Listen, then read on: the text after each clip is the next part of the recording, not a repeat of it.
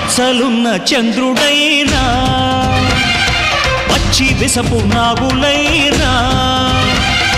చంతను చేర్చే దేవా మా చింతలు తీర్చగరావా నెర నమ్మిన దైవం నీవే రాయుడా ముక్కోటి వేల్పులలోన ముక్కోపి నువ్వే అయినా ఎలుగెత్తి పిలవంగానే పలికేర ఇంకెవరైనా మా తల్లి తండ్రి దైవం నీవే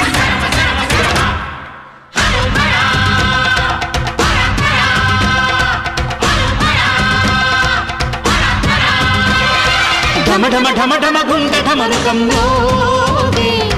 గణ గణ గణ గణ గొంతు గంటగా మారే